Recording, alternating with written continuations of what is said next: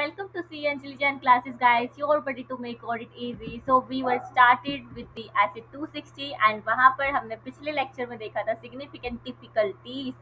ठीक है, क्या देखा था? Significant difficulties. And now in this lecture we will be going to cover the significant matters.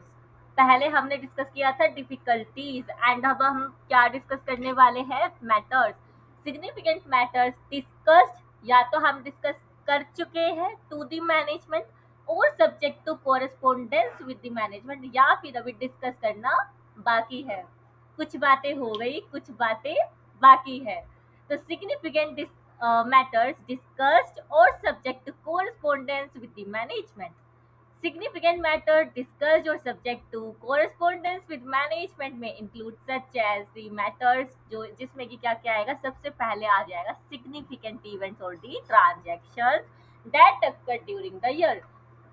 Financial year 2025 to 2026 का अपना ऑडिट चल रहा था. As you know, Indian audit practice में अपना अप्रैल टू मार्च चलता है, तो 25-26 का आपका ऑडिट ड्यू था.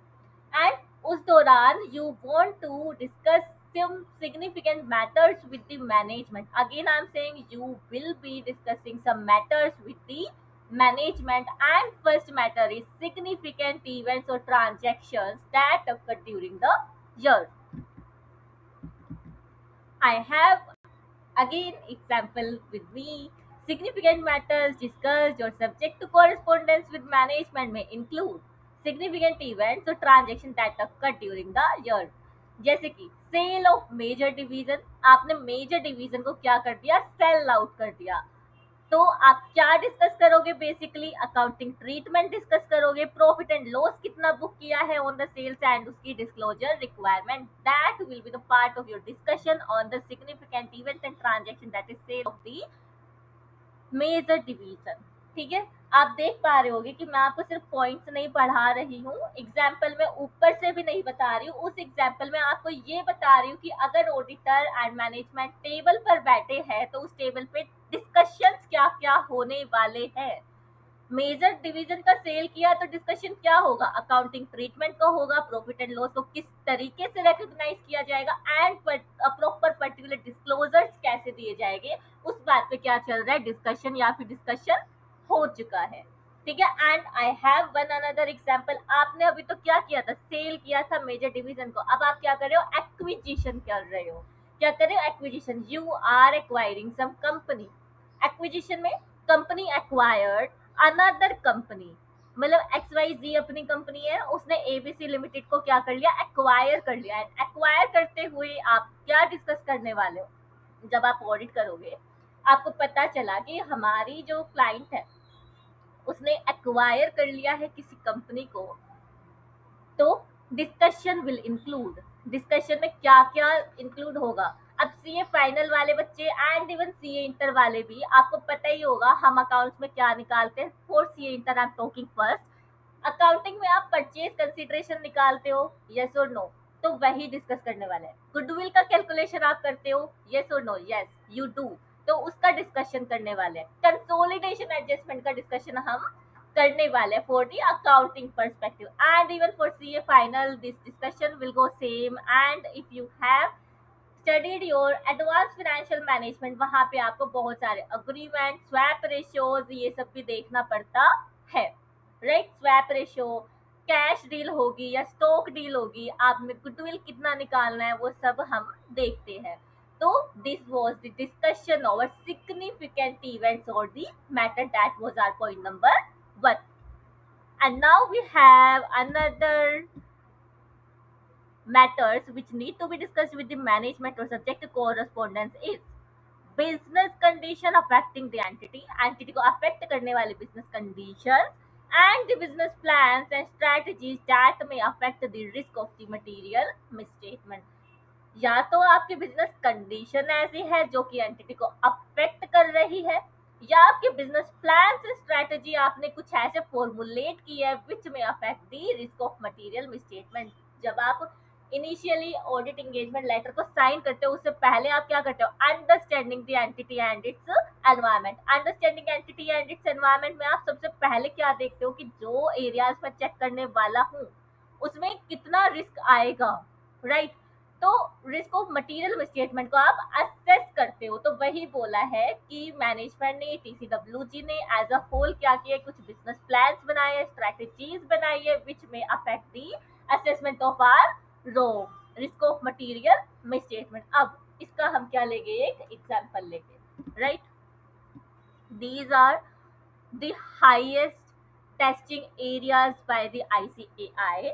So I will urge कि आप इसको बहुत ध्यान से सुनो एंड उसके बाद हम इसको याद भी करने वाले हैं, right. As in case we have did in our previous part of essay 260 communication with the TCWG business condition and strategy affecting the Rome। जैसे कि पहला एग्जांपल हम लेते हैं इकोनॉमिक स्लोडाउन का। Economic slowdown, company operating in a recession hit industry. Company, हमारी जो client है वो एक ऐसी इंडस्ट्री को बिलोंग करती है जहां पे हाल फिलहाल प्रेजेंटली क्या है, रिसेशन आया हुआ है। और इसमें क्या होगा, हम डिस्कस क्या करने वाले हैं, रिसेशन पीरियड है, तो जितना आपका पैसा ड्यू होगा from the debtors, high risk है कि अब बैड डेट्स आपके होने लग जाएंगे, राइट। रिसेशन पीरियड है तो हो सकता है आपका इन्वेंट्री बिके ही ना, और इन्वेंट्री क्या हो जाए, ऑब्सोलीट हो जाए। क्या हो जाए, obsolete. And then impairment concern. Impairment क्या होता है, आई थिंक अब सीए इंटर लेवल पे भी हम इम्पेयरमेंट वर्ड का यूज करने लग गए हैं, as I C A I have changes something. तो इम्पेयरमेंट का मतलब होता क्या है, देखो डेप्रिसिएशन का मतलब होता है कि हम पीरियड ओवर पीरियड क्या करते हैं, कॉस्ट को सेग्रीगेट करते हैं in the terms of depreciation of a machinery of a asset. Impairment में क्या होता है, हम मशीनरी की वैल्यू को सडनली गिरा देते हैं, the sudden fall in fair value of asset. Impairment क्या होता है, sudden fall in the fair value of the asset. तो जो अपनी कंपनी ऑपरेट कर रही है रिसेशन हिट एरिया में कर रही है, तो वहां पे रोम अफेक्ट होगा। रोम में भी सबसे पहले जो बैड डेट का रिस्क है वो क्या हो जाएगा, इंक्रीज हो जाएगा। आपकी इन्वेंट्री बिकनी कम हो जाएगी, तो वहां पे इन्वेंट्री जो है ऑब्सोलीट हो जाएगी, तो वहां पे मैनेजमेंट मैनिपुलेशन कर सकती है। देन उसके बाद इम्पेयरमेंट कंसर्न, कि अब रिसेशन आ गया है, आपका जो एसेट है इतना आउटपुट दे नहीं रही, तो we should get them impaired, right. And impairment का मतलब आप, मैंने आपको बता ही दिया है, there is sudden fall in carrying value of the asset. Carrying value ही बोल रही हूँ फिलहाल तो मैं, बट इसके पीछे काफी सारा लॉजिक है, काफी सारे वर्ड्स है, जैसे रिकवरेबल अमाउंट हो गया, फेयर वैल्यू हो गया, और उसके बाद fair value less C T S, cost to sell, cost to disposal, ये सब हो जाता है, ठीक है। वो सीए फाइनल के कॉन्सेप्ट है, इंटर वाले अगर तुम्हें अभी समझ नहीं आया हो तो इट्स ओके, राइट। फिर उसके बाद है अग्रेसिव एक्सपेंशन। क्या, aggressive expansion, business strategy and plan में अग्रेसिव एक्सपेंशन भी आ सकता है। Company rapidly opening new branches, company क्या कर रही है, जल्दी जल्दी से अलग अलग जगह पे ब्रांचेस खोलती जा रही है। इससे क्या होगा, अब न्यू अकाउंटिंग ब्रांच खोल रही है तो न्यू पर्सनल्स भी चाहिए होंगे, न्यू स्टाफ भी चाहिए रहेगा, अकाउंटेंट भी चाहिए रहेगा। और क्योंकि आपने नया बिजनेस खोला है तो वहां पर क्या होगा, आप इतनी जल्दी से इफेक्टिवली कंट्रोल्स को इम्प्लीमेंट नहीं कर पाओगे। But this is the period of the audit, we have to be focused on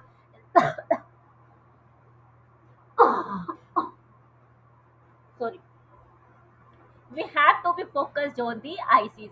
तो ऑडिटर विल डिस्कस, क्या डिस्कस करेगा, वीक कंट्रोल्स को, इनएक्यूरेट अकाउंटिंग को, हायर फ्रॉड रिस्क को। किसको, weak internal controls, inaccurate accounting and higher fraud risk. फिर उसके बाद है liquidity problems. Liquidity problem again हमने प्रीवियस लेक्चर में देखा था, मैंने तुम्हें समझाया था कि लिक्विडेशन बेसिस क्या होता है, कि हम अपनी जो बुक्स ऑफ अकाउंट है लिक्विडेशन पे बनाते हैं, कि आज मैं मार्केट में अपनी एसेट को बेचने जाऊंगी तो मुझे कितना पैसा मिलेगा, आज मैं क्रेडिटर्स को पे ऑफ करने जाऊंगी तो मुझे कितना पैसा देना पड़ेगा। उस हिसाब से अपनी क्या बनती है, बैलेंस शीट बनती है। तो गोइंग कंसर्न रिस्क हो सकता है। फिर prepare pressure to manipulate the profit, और इससे क्या होगा, मैनेजमेंट में प्रेशर आएगा मैनिपुलेट करने का प्रॉफिट को। तो यही सारी चीजें हम ओवर द टेबल क्या करने वाले, डिस्कस करने वाले, business condition and strategy affecting the room. तो ये सब हो गए, ठीक है। देन उसके बाद है concerns about the management consultation with other accountants on accounting or auditing matters, concern about management consultation with other accountants on the accounting or auditing matters. अब क्या हुआ, बेसिकली एग्जाम्पल से समझते हैं। Auditor insist on the impairment provision, auditor क्या बोल रहे हैं कि भाई रिसीशन हिट कर गया है, हमको क्या करना चाहिए, इम्पेयरमेंट का प्रोविजन बनाना चाहिए। बट मैनेजमेंट क्या बोल रही है, we will have the second opinion, management seek second opinion to avoid reduction in the profit, profit में रिडक्शन हो जाएगा। लाइक इम्पेयरमेंट का क्या होता है, you have to debit these expenses जितना हो सकता है। अगर रिवैल्यूएशन रिजर्व अपना होता है, ये सीए फाइनल वालों के लिए, ठीक है। रिवैल्यूएशन रिजर्व जो होता है उसमें से हम पहले सेट ऑफ करते हैं इम्पेयरमेंट को, अदर कॉम्प्रिहेंसिव इनकम का जो अपना फेस पे आता है पीएल पे, ठीक है। और फिर जो बचा हुआ चीज होती है उसको हम क्या करते हैं, पीएल से डेबिट करते हैं, राइट। एंड अगले साल अगर मेरे पास रिवर्सल के इंडिकेशन आते हैं तो पहले मैंने जितना पीएल में डेबिट किया था उसको रिवर्स करती हूँ और फिर उसको ओसीआई में लेके आ जाती हूँ, राइट। तो ठीक है, सीए फाइनल में जिसने इंड एस 36 पढ़ रखा होगा वो इसको कनेक्ट कर पाया होगा, एंड कनेक्ट करना ही चाहिए। ऑब्वियसली ऑडिट आपका पेपर नंबर 3 है सीए फाइनल वालों के लिए, तो आपने एफ आर और एफ एम तो पढ़ ही रखा होगा, but still I have given you some overview. ये जो एग्जाम्पल था वो सीए फाइनल के लिए था। अब हम अपने छोटे बच्चों के पास आते हैं, सीए इंटर वालों के पास, जिन्होंने आर्टिकलशिप भी नहीं की है और ना ही उन्हें अलाउड है पेपर क्लियर करने से पहले। तो management obtain tax expert opinion, management ने क्या किया था, टैक्स एक्सपर्ट का ओपिनियन ले रखा था, mainly to support the aggressive accounting treatment, किस लिए, अकाउंटिंग ट्रीटमेंट को सपोर्ट करने के लिए। But again auditor has some conflicting issues with the treatment, right. This was our point number 3, यानी कि concern about management consultation with other accountants और accounting on accounting and auditing matters. Management क्या कर रहा है, कंसल्ट कर रहा है किसी थर्ड पार्टी से या फिर अपने अकाउंटेंट से ही, किस बारे में, अकाउंटिंग एंड ऑडिटिंग मैटर्स पे। And management is blindly relying on its staff या फिर third party, and if auditor is raising the issue they are saying कि हमें सेकंड ओपिनियन चाहिए। तो this was your point number 3। Then उसके बाद है डिस्कशन और correspondence in connection with the initial और recurring appointment of the auditor regarding accounting practices, the application of auditing standards और fees for the audit and other services. यानी कि हम correspondence communication करेंगे और द इनिशियल और recurring appointment, या तो हम न्यू ऑडिटर अपॉइंट होने वाले होंगे या फिर हम पहले से ही ऑडिट करते थे, सेकेंड ईयर के लिए भी हमें ही अपॉइंट किया जा रहा है, ठीक है। तो क्या क्या डिस्कशन होगा, आप अकाउंटिंग प्रैक्टिसेस के बारे में डिस्कस करने वाले, ऑडिटिंग स्टैंडर्ड्स किस तरीके से अप्लाई होने वाले, एंड प्लस फ्री में तो ऑडिट होगी नहीं, रोकड़ा मंगता। ऑडिटर को सबसे पहले क्या चाहिए, फीस चाहिए, फीस फॉर दी ऑडिट और अदर सर्विसेज, राइट। तो इसका एग्जांपल लेते हैं हम। डिस्कशन रिगार्डिंग अपॉइंटमेंट और रीअपॉइंटमेंट, रीअपॉइंटमेंट का मतलब in case of recurring audit, यानी कि पहले भी ऑडिटर आते and the client is appointing you again as the auditor, ठीक है। तो रेकरिंग हो गई। डिस्कशन रिगार्डिंग अपॉइंटमेंट और reappointment of the auditor, example audit fees, audit scope and application of the standards, right. इतना ही था ये 4 पॉइंट। एंड उसके बाद we have the last point, and yes थोड़ा सा झलक तो तुमने देख ही लिया होगा, मैं आपके लिए निमोनिक्स लेके आई हूँ। Significant matters on which there was disagreement with the management, ऐसे मैटर्स जिसमें आपकी लड़ाई हो गई थी, किससे, मैनेजमेंट से, मैनेजमेंट से लड़ाई हो गई थी, accept for the initial differences of the opinion. Starting में जो डिस्कशन हुआ होगा उसमें कॉन्फ्लिक्ट हुआ है तो वो चलता है, क्योंकि वहां पर आपको पूरी इंफॉर्मेशन का पता नहीं होता, आप मैनेजमेंट से क्वेरी रेज करते हो एंड मैनेजमेंट रिजोल्व करते हैं। उसको छोड़ के अगर देयर इज सिग्निफिकेंट मैटर जहां पे आपकी लड़ाई हुई है मैनेजमेंट से, किसकी, ऑडिटर की, तो वहां आप क्या करोगे, बताओगे, राइट। तो वहां पे आप बताने वाले हो, किसको,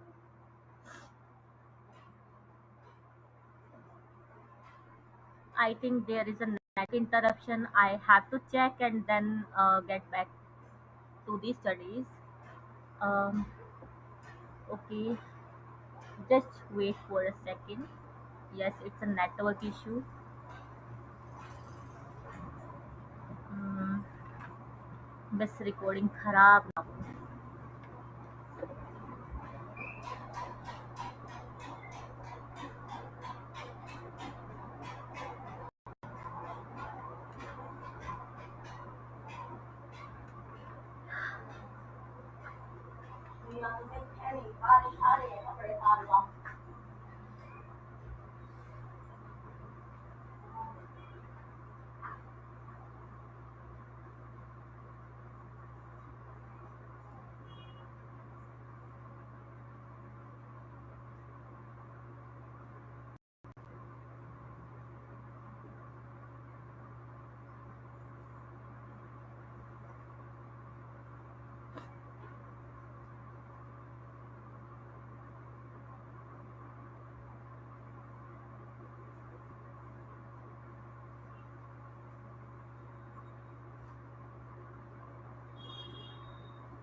Okay, so we are good to proceed. Sorry for the network interruption. Okay, again it's a network problem. I need to check. Okay, just wait for a second. तुम्हें पता है जब भी ऐसा कुछ नेटवर्क इशू आते हैं, mean while I am recording class, पूरा क्लास खराब हो जाता है and I have to record it again. Okay, शायद we are good to proceed.